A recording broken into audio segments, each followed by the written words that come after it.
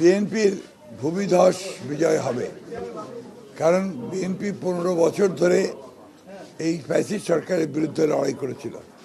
তারও পূর্বে বিএনপির ইতিহাস হচ্ছে স্বৈরাচারের বিরুদ্ধে বেগম খালেদা জিয়ার নেতৃত্বে 9 বছর সংগ্রাম। গণতান্ত্রিক অধিকারের জন্য, ভোটের অধিকারের জন্য, মুক্ত একটা সমাজের জন্যে বিএনপি সবসময় লড়াই করেছে এবং তারই যে বহিঃপ্রকাশ হচ্ছে জনগণের বিএনপির প্রতি ভালোবাসা হচ্ছে এই ল্যান্ডস্লাইড ভিক্টরি। এই ভিক্টরিকে মূল্যায়ন করতে হবে সেই কোণ থেকে। তার বিএনপি হচ্ছে বাংলাদেশের সবচেয়ে জনপ্রিয় রাজনৈতিক দল। এই প্রতিষ্ঠাতা শহীদ প্রেসিডেন্ট জিয়াউর রহমান যখন দল প্রতিষ্ঠা করেন তারপর থেকে বিএনপি জনপ্রিয়তা কখনো হারায়নি। কারণটা হচ্ছে যে বিএনপি সবসময় জনগণের সঙ্গে থেকেছে এবং জনগণের রাজনীতি করেছে। সেটাই হচ্ছে বিএনপির সবচেয়ে বড় শক্তি। একটা কথা মনে রাখতে হবে আমাদেরকে, যে বিএনপি কোনো ক্যাডার বেস পলিটিক্যাল পার্টি না, BNP is a mass base political party.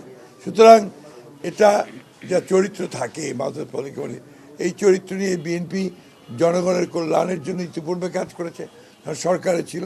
জামাতে ইসলামের এই উত্থান, এটাকে আমরা কীভাবে দেখি, এটা আমি বহু আগেই বলেছি যে দীর্ঘ 15 বছর ফ্যাসিস্ট শাসনের ফলে এটা হচ্ছে একটা বিজ্ঞান, এটা আপনাকে পলিটিক্যাল সায়েন্সের একটা অংশ।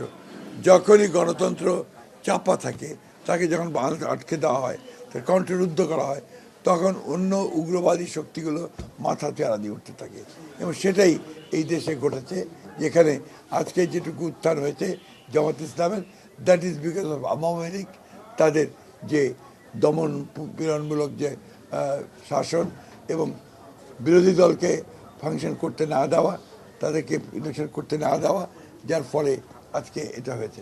বাট আমি অত্যন্ত কনফিডেন্ট যে বাংলাদেশের জনগণ ইতিমধ্যে তাদেরকে রিজেক্ট করেছে, বিএনপি 2/3 মেজরিটি পেয়েই গেছে। জনগণ তাদেরকে আবারও সুষ্ঠু, সৎ এবং কল্যাণমূলক রাজনীতির মধ্যে দিয়ে সমস্ত অপপ্রবণতাগুলোকে রুখে দিতে সক্ষম হবে। কাছে আসা সহজ হয়ে যায় যখন ফ্রেশ বেড থাকে 18 ঘন্টা পর্যন্ত। হাই।